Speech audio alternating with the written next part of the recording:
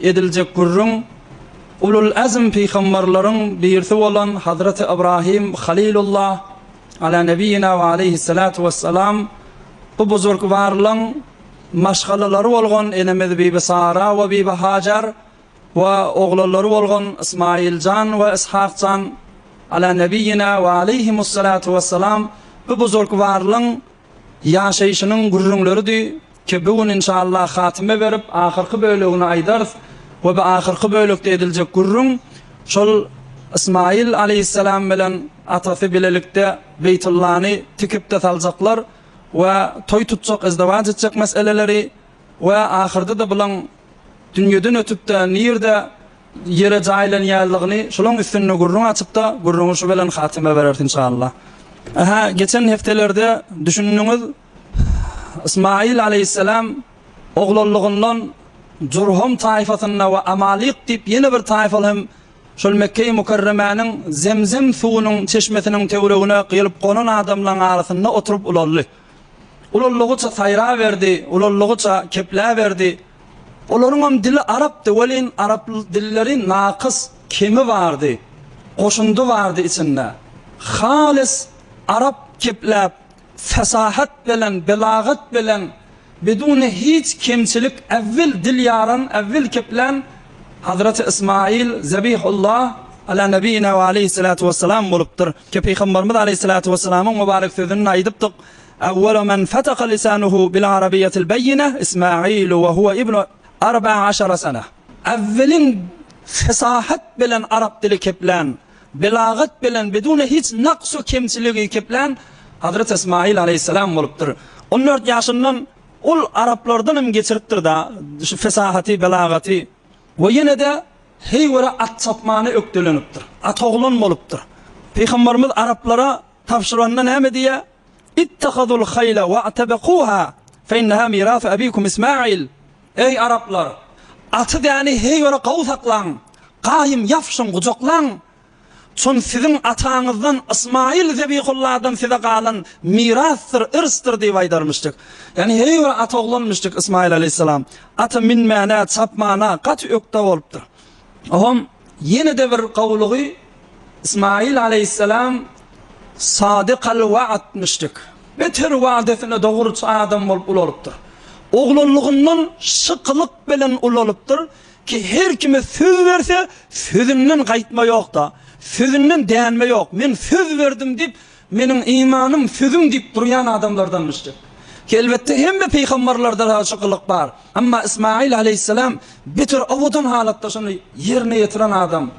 Ki hatta Kur'an-ı Kerim onun hakkında aydanla Euzu billahi mineşşeytanirracim. Vezkur fil kitabi İsmail innehu kana sadiqal va'di ve kana rasulen nebiyya. Ola adam bitir doğrusu adamdı. Vaadasına birin ehdu peymanına, birin iline heywara qaim dururdu, birin sözüne, koluna qaim dururdu, ehdu peymanına qaim dururdu diye. Hatta rivayetlerde geligli bir vaqt İsmail aleyhisselam şu yaşlığında bir ticarete savda etmeni baryanmış. Ohum ovuçularının biri önünden çıkıptır. Vah İsmail nira varyan deyiptir. Onunla savda etmeni, ticaret etmeni falan yurda varyan. Onu dur deyiptir. Benim şeyler gidecek niyetimde vardı deyiptir.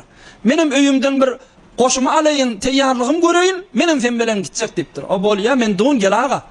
Ola adam öyüne kayıttı diye, zenana olmuş onu uymenli, malda varlı uymenli, yattan çıkardı kaldı diye. Bir gün bir rivayette, bir gece günlü, 24 saat geçenden sonra yadına düştü, men onu barcak deydim o uy. Bark gördü, görenli doğmuş. Bir rivayette 3 gece günlü, kendi zattır ha. Bir adamı ben söz ettim, bolya durayın neydim deyip 3 gece günlü duruptur. Bir neçe rivayetler bundan imkan uzak edip aytıptırlar. Yönü beherhal her söz veren sözünne qaim durarmıştık. Ki sofallah yarışan avodun koşuya. Ezella her kişini eylete saat Halil oğlu dek etse sadıkal vaat. İbrahim Halilullah'ın oğlu yali vaadetinde doğru duruyan adam edip aylandırar deyiptir Huday Teala şunu. İsmail aleyhisselam şeyle Huday Teala'nın buyruğuna da teslim olup geçen hefte eşitiniz atası kurban edecek moğa İglemedi edecan men teyyar deyip ol tesliminle eşitiniz ve beyleki bu kadar kavgalıklar ki ba şey deyip jawan oglan bolup, beterde enesine hytmat edegen oglan bolupdyr. Beterde enesini ýaxşy görermiş, enesiniň däni hoşlugyny isläp, näme büýürse göz üstüne diýip däni enesini hoş edip beren oglan bolup ulalupdyr. Şol ýaşlygynda häzir öýlenmäke enesi belki enemiz, belki alem jahana ene bolan Hazreti Bibi Hajar selamullah aleyha sirqawlap, mirizlap 90 ýaşa ýetip şol ýaşda dünýeden ötüpdir. Inna lillahi we inna ileyhi raciun. Enemiz Bibi Hajar dünýeden ötmesi oglyna Ismailjana beter agyr gelip, beter qyyn görüp, gaty narahat bolup, gama batyp, hem enedi, hem atasy ýok ýerine atady, bir mugallimdi, bir ustaddy, bagadar ýaxşylyklary däni öwrederdi. Bir ömür ikisi bileje bolup ýaşap ýadylar ki, enesi dünýeden ötüp, merhum bolup, ahiret baqi dünýäge şeýletdi diýe. Şondan İsmail Zabihullah enesini şu Beytullah'dan eser galypdyr. İşte kıssatyna gaw girişer. Ol Hazreti Adem Safiyullah'nın salan öýü Beytullah'dan bir esercik galynmış ki şoň düýbünde ýaşap ýalyda şumal. Şu Beytullah'ın düýp çagadyna enesini jaýlapdyr. Şumal hatimdir, bir nim daýra, bir ýarty tegelip hatim atly bardyr. Şonun içine Hicr İsmail, Hicr Hajar diýerler. Näme diýip? Hem Bibi Hajar enemiz, hem soňralarda İsmail Zabihullah ikisi hem şöýlerde jaýlanylýar. Şu mahal şolan kabrlary şol hatimiň içinde. Enesini şol Beytullah'nyň kapdalçygyna mizap, tarnaw, suwaqaryň eteginde dogur şol hatimiň içinde şöyle enesini jaýlapdyr. Enesi Bibi Hajar sakallahu saraha ve ja'alal cennete meswaha 90 ýaşap dünýeden ötüp alem jahana ders bolup düşüpdir. Ey aýally gollar, ey her ýurtdan men sesimi eşdiýän musulman dindar dogollar, allanmaň bir garbiýleriň sözlerini keplerine ki İslam we Hudaý zenanaga erziş gaýyl bolmapdyr, zenanaň ähmiýeti ýok diýinne diýip aýtýarlar, onu allanmaýlyň. Biz ha eşdik bir zenanaň ýaşaýyşynyň, bir zenanaň siretiniň kıssasy nagat ulukon alem jahana ders bolup otyr.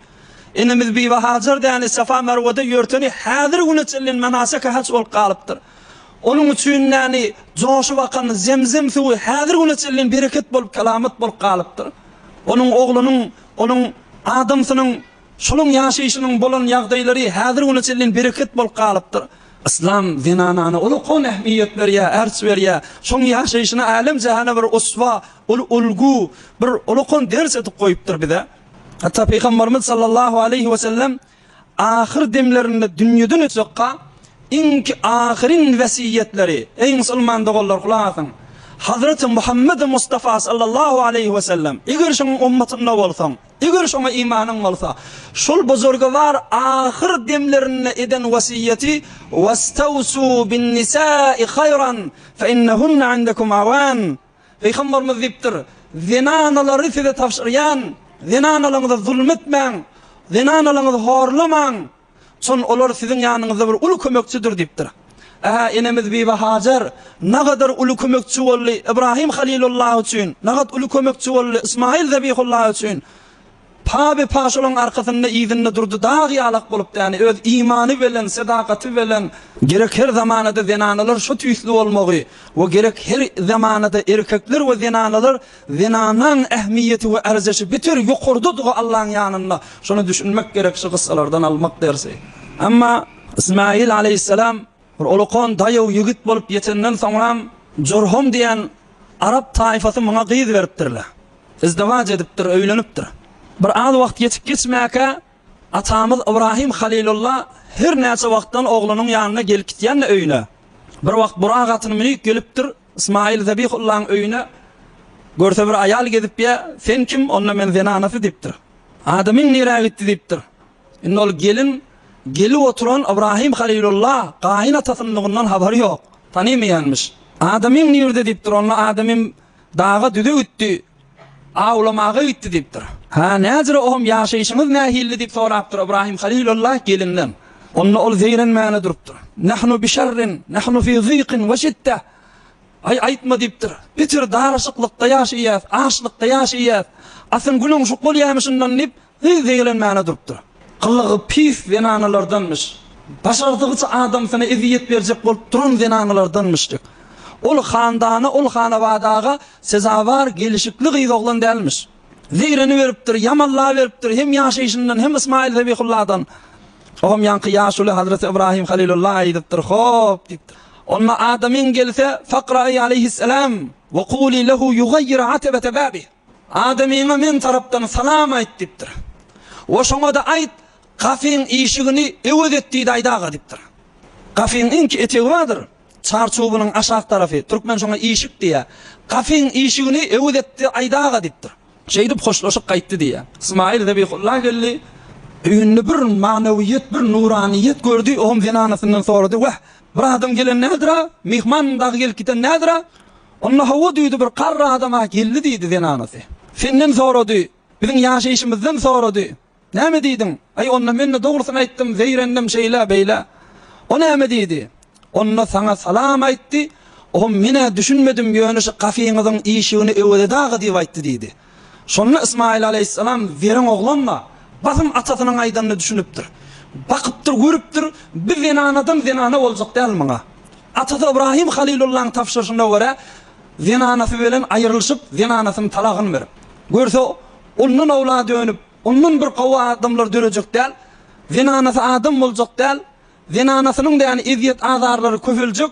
Atasy hem şonu düşünüp aňlansoň gafyň işigine ödet diýdi, ýani zenanaň talak berdiýdigmişdik diýip zenanasy bilen aýrylyşyp joda bolupdyr. Gaýtaýyn özdewaç etdi diýär bir näse wagtdan. Wagt geçmäni İbrahim Halilullah ýene buragatyny minik geldi, ak saqqal, agygynmaş bolup. Geldi görse İsmail aleyhisselam öýünde ýok. Gelin çykdy ewden. Edep bilen, hormat bilen geliber ýaşuly diýdi. Sen kim bolýarsyň? Onda men İsmail'in zenanasy diýdi.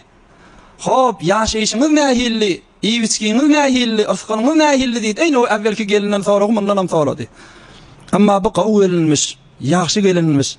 Nahnu bi hayrin ve sa'a. Hudaýa şükür bizi beter gawluk diýdi. Ey bolçulukda ýaşap ýaşaýdy. Allah'ın berenine köp şükür diýdi. Bermedigine sabır diýdi. Yo zeyrener ýalyal hewre gawdyp, bula öwmäne durupdyr. Oğum İbrahim Halilullah diýdi, näme iýýäňiz, näme içýäňiz diýipdir biz gelinden sorapdyr. Onu iýmitimi de et, al-lahm, et ýýär diýipdir. İçkimiz de su diýipdir. Sonra İbrahim Halilullah buna dua edipdir. Allahümme barik lehum fil lahmi vel ma. Hudaýa etlerini we suwlaryna bereket ber diýip dua edipdir. Sonralarda Peygamberimiz Hazreti Muhammed Mustafa sallallahu aleyhi ve sellem näme diýär? Mekke ähline İbrahim Halilullah etine we suwuna ýani dua etdi. Şu direkli şu şehirde her niçe etin halif ödünü ýeýsende hiç mazacyma ýani eziyet bermeýär. İçim gatyryp ya işkäni kesip ya bir eziyetler adam şumal ýöne etik kesse, çöregi ýemese, hububaty ýemese, buğday arfa ýemese, içi de ýani kabul etmeýär, götürüp bilmeýär adam, mäde kabul etip bilmeýär. Amma Mekke şäherinde häzir onu çellin, fakat etik gelen adamlara da hiç bir eziyet bolmany. Etin we suwuň ýokumlygy şolardan gitmedipdir. Peygamberimiz aýtdy, "Şi İbrahim Halilullah'yň duasynyň bereketine" diýär. Hulasasy İbrahim Halilullah hoşlaşyp gitdi we geline de aýdypdyr. İsmail Adam'in gelse salam aýt we tapşyrdy ýani yusbitu atebete babi, gafyň işigine gaýym duraga diýip aýdaga diýip. Razy bolupdyr bu gelinden. Şonan İsmail aleyhisselam geldi, salamy yetdi, salamyny ýetirdi, näme wasiýeti bardygyny aýtdy. Onu boşluk ayarlaydı, sana gaýym dur diýip aýtdygym ol men atam diýipdir. Şondan izdiwaçlary uzaklaşyp, çağa bolup, çağadan çağa bolup, şol buzurk warlaryň neslinden kim dünýäge gelýär? Ahir zaman peýgamberi Hazreti Muhammed Mustafa sallallahu aleyhi ve sellem şu buzurk warlardan dünýäge gelipdir ha. Sofalar ýaşan nagat awadan aýdýar. Hoş olzen bilmese bihude yerini, fücük lafzi bila şadetse erni. Eger 10 yıl öýünne bolmasa onu çykmaz, onu aýdarga bir gün. Gaw zenanaň däni kanahatly zenanaň, sabırly zenanaň alamaty şu. Eger 10 yıl öýünne bolmasa un ýok, iýmany içmäne zat ýok. Sizi çykmaz, onu aýdarga bir gün. Ay näetdiň öýe bir zatda getirmediň de diýip aýtmaz, sabr eder diýipdir. Sırın faş eylemez, gir gamda bolsun. Eger teň bolsa aýdar, bolsa bolsun. Sag bolsak bolýar da, Allah'ın ýadany bolardy diýip sabr eder diýipdir. Eger senin mınındek bolsa haşçi, eger senin mınındek bolsa haşçi, ani bilgil bu dünyanın beheşçi. Eger zenanan şizra kanahatlı, sabırlı, azada razı olup onşuklu olsa, bu dünyanın beheşti diye daydağı diptir. Kıssan izin alayın. Neçe vakt İbrahim Halilullah, İsmail Zabihullah görebilmeni her gelende yok bolup, ahirde neçe vakttan sonra bir gün geldi diye İbrahim Halilullah Mekke-i Mukarramaga öz öýü Filistin'de yaşap ya, Filistin'den Burak atıvelen yarım salkının içine geliyor Mekke-i Mukarramaga. Geliptir, düşüptir görse, İsmail aleyhisselam Zemzem çeşmesinin düýbünde biten ağaçlar, büyük ağacın eteğinde bir nayzan ucunu tizlä oturulmuşdyk. Oğum şondan "Assalamu aleykum" dip salam berip gelipdir. Şondan İsmail Zabihullah gördü, atasy näçe wagt bärde görenok. Şondan turup bir-birini kucaklap, bir-birini okşap, gurgunluk sorap, oğum aýtdy İbrahim Halilullah: "Ya İsmail, innallaha amarani bi emrin." İsmail aleyhisselam da bir dayo, mert dayo oğlan alokan adam bolup barandan soňra Hazreti İbrahim Halilullah aýdypdyr: "Ey oğul" dipdir. "Hudaý Taala yine bir büýrük bilen maňa büýürdi" dipdir. İsmail aleyhisselam aýdypdyr: "Fasna ma amaraka rabbuk." Dädejan egleme dipdir. Allah büýüren bolsa göýsüne edeýli näme dipdir. Oğul, "Aya kömekçi bolarsyňmy şu işte de maňa" dipdir. "Leppeyk" dipdir oğlu. Göýsüne atajan dipdir. Allah'ın büýrügi bolsa yerine ýetirersiz dipdir. Onda aýdypdyr: "İnnallaha amarani en abna hahuna beytan."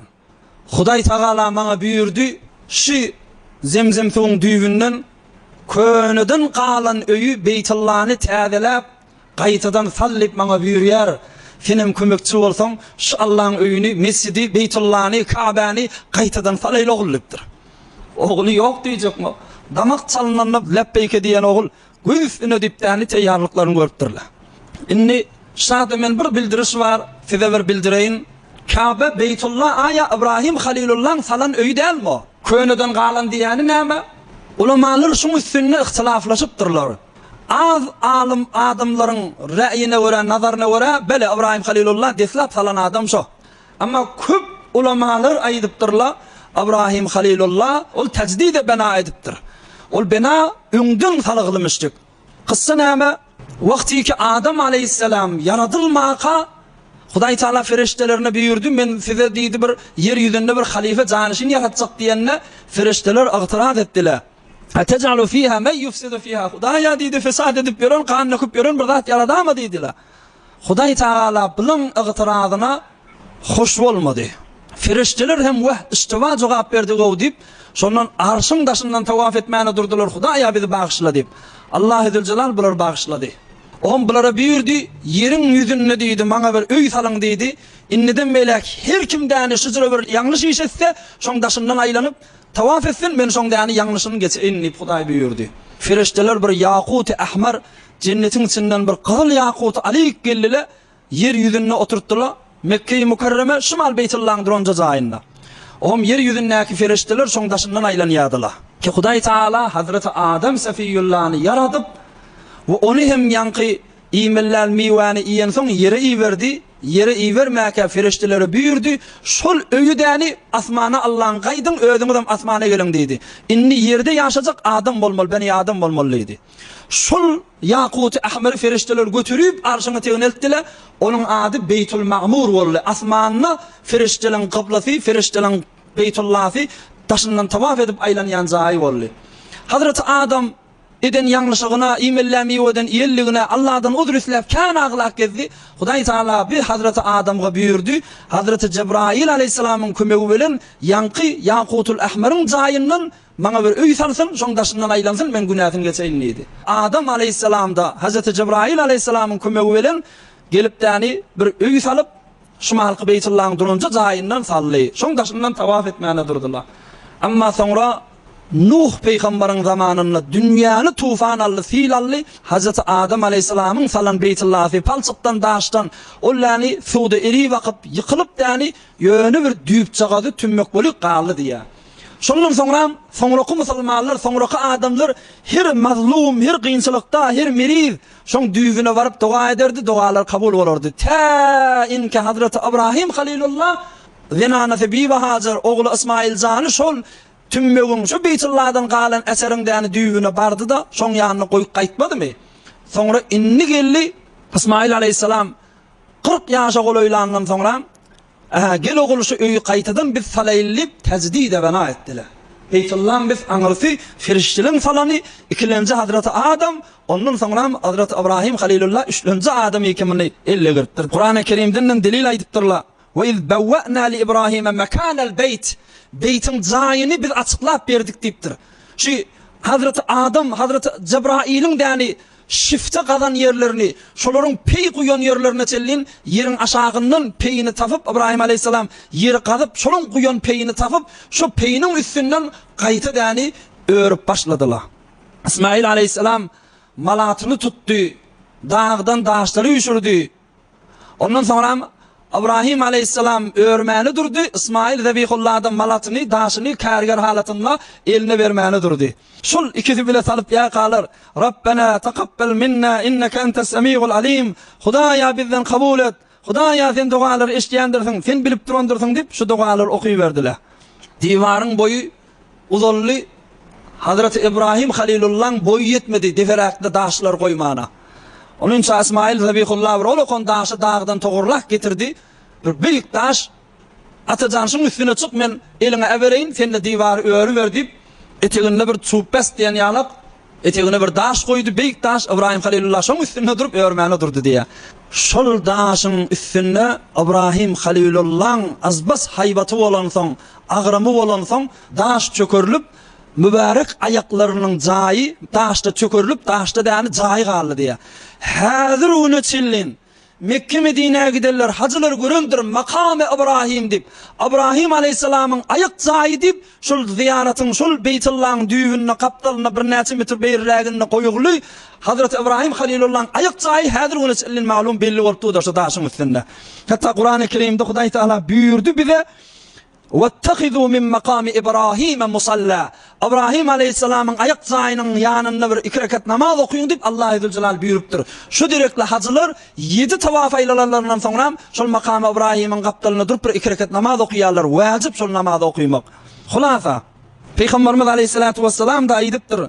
İnner rukna vel makam yaqutatan minel cenneh. Bir Hajarul Aswad, bir de makam İbrahim, ikisi de cennetten gelen daştyr. Edebini hurmatyny saklaň dip Peygamberimiz her şeýle tapşyrypdyrlar. Beytullahny salyp bolupdyrlar. Hudaý Taala İbrahim aleyhisselama buyurupdyr. Ve ezzin fin nas bil hac ya'tuka rijala ve ala kulli zamiri ya'tina min kulli fatcin amiq. Ey İbrahim, gaty ses bilen qyğırda aglam et. Adamlar däni hac etmeli, şu öýüň daşyndan aýlanmak üçin, tawaf etmek üçin haja gelseler, piyada, ulugly dünýäniň her çetinden gelerler. Sen qyğırda adamlara aglan et dip buyurupdyr. Hazreti İbrahim Halilullah dipdir. Ya Rabbi men sesim nire yeter dipdir. Onna ezzinu aleyyel belag. Hudaý Taala dipdir sen qyğır yetirmek men bilen sesim dipdir. Şondan İbrahim aleyhisselam qyğırdy diye. Ya eyyuhan nas kutiba aleykumul haccu ila'l beytil atiq. Abil Qubays tağının üstüne çıktı qyğırdy. Ey adamlar diýdi. Könüdün qalan Allah'ın öýüni men täzeledim. Şoň daşyndan aýlanmak üçin gelin diýdi. Şonun dağlar, daşlar däni çökdüle, etek gözledile. Ta İbrahim peýgamberiň sesine manyk bolamasyn, öwüne geçämesinler. Siz dünýäň 4 çetine aýlandy diye. Şo zamanyňky bu adamlar we belki ta kıyamete çillin öňü göçjekler. Tamamy ruhlar hemmejikleri däni lebbeyk Allahumma lebbeyk, lebbeyk la şerike leke lebbeyk. İnnel hamde ve ni'mete leke vel mulk la şerike lek dip lebbeykanı okuydular diye. Gözüstüne çeşim barar diptani cevap verdiler. Şu zamanla her ruhu ki cevap veriptir. Şu dünya gelenden sonra Beytullah'a hac etmek nasip etiptir. Şu zamanla cevap verilmedik nasip olmaptır. Şu zamanla neçe lebbeyk aydın adam şu teadat bilen şu zamanla umruna baka Mekke Medine nasip edecekmiştik. Peygamberimiz aleyhissalatu vesselam'ın mübarek sözlerinden çıkan gurrunlar haşla. Olukon dinin däni fütüllerinin birisi, olukon ibadetlerinin birisi, hac diyen menasiki İbrahim Halilullah ve İsmail Zebihullah koyup gitipdirler. Ki Peygamberimiz aýdýar, men hacca felem yerfud ve lem yefsuk raca'a keyevmin veledetü ummuh. Muttefakun aleyh. Bir erkek eger Beytullah'ın daşından tavaf edip hac etse, hacın nedeni bidirek yanlışlık etmese, cidil etmese, tevrüğün nakilere eziyet vermese, raca'a keyevmin veledetü ummuh, inidin dünya gelen yağlık günahlarından pek bulur dediler. Allah-u Zülcelal şu sözümü eşti oturulun hemmecigine nesip etsin inşallah Teala. Mekke Medine'ye gidip Beytullah'ın daşından aylanıp Safa Merve'de yürütüp zemzem suyundan içmek Allah-u Zülcelal hemmemize nesip etsin inşallah Teala. Ama İbrahim Halilullah Beytullah'ını salıp bolup dani Filistin'e öz obasına yurduna öğürlenen sonra kan vakt geçmedi, ölüm düşeğine yatıp da bir dünyana epperip ahiret öyüne karşın gitti diye. Hazreti İbrahim Halilullah'ni şol Filistin'e Medinetul Halil bir şehri olmalı. Medinetul Halil, İbrahim Halilullah'ın adına koyulan şehir, şun öz içinde bir mescid olmalı, Mescid-i İbrahimi. İbrahim Halilullah'ın adına salınan mescid. Şu şehirde dağında bir kövük, bir kar olmalı. Şunun içinde İbrahim Halilullah'ını caylaptırlar ve inemiz Bibi Sara, İbrahim Halilullah'ın detlapkı dayav imanlı zenanesi olum merhum olup onu hem şol Medinetul Halil Filistin'in dani şehirlerinin birisi şonla caylaptırlar. Sakallahu tharahuma ve cealel cennete methvahuma. Ama İsmail aleyhisselam olum 137 yaşındaka dar-ı faniden hoşlaşıp dar-ı bakiye rihlet edip Mekke'ye Mukarreme'de can verip bunu hem kavmi ve iyili Beytullah'ın düğününe şol hatimin şol yarım tegeleğin içine Enefi Bibi Hacer'ın kaptalına caylaptırlar. Ol bozurk varlar. İkisi Filistin Medinetul Halil'la ve ikisi de Mekke-i Mukarreme Beytullah'ın düğününe caylanıptırlar. Şeydip de dünyanı yapıp ta kıyamete sellin yaşayışları, lehze ve lehzeleri bizlere ders ve ibret bulup geçirttirler. Kur'an-ı Kerim'de diye لَقَدْ كَانَ فِي قَصَصِهِمْ عِبْرَةٌ لِأُولِي الْأَلْبَابِ Onların kıssasında akıllı adamlar üçün uluqon dersler vardır diptir. Huday Teala belkim ol buzurk varların yaşayışını eşitip de onların yaşayışından ders almak, ibret almak, onun yaşayışı bizim yaşayışımıza da takviyet verip, iman verip, belkim eğer hatırlıkta, oğulgıylıkta, inatalıkta Allah'ın buyruğu, Allah'ın hoş olacak, razı olacak halatında yaşamak Allah-u Zülcelal hemmemize müyesser etsin inşallah. Hemmemize şol dayavluk, şol himmet, şol ihlas, şol musulmanlık, şol teslim olmak ki Allah'ın buyruğunun eteğine boynun öptürler, şu hilli boynun öpmek Allah-u Zülcelal hemmemize müyesser etsin inşallah. Dersleri kan, men dersine edip de size yad edip duracak değil. Hükmen İbrahim Halilullah'ın öz yaşayışından, maşgalalarının yaşayışından, oğullarının yaşayışından ulu dersler alandırsınız. İnne İbrahim'e kâne ummeten. Kur'an-ı Kerim diye İbrahim Halilullah bir özü bir ummattı diye. Şahsına dikkat edin. Şu velen inşallah sözüm katime verir. İnne İbrahim'e kâne ummeten. İbrahim bir ummattı diye. Bir dikkat etsene. Bir adam kim bu? İbrahim Halilullah bir nefer. Bir ova da değil, bir şehir değil ki. Ama Huday Teala ediptir İbrahim Aleyhisselam bir özü bir ummattı. Yani şu kadar gayratı vardı. 2 adamın, 10 adamın, 100 adamın, 1000 adamın aslında bir ummatın gayratı şu adamda vardı.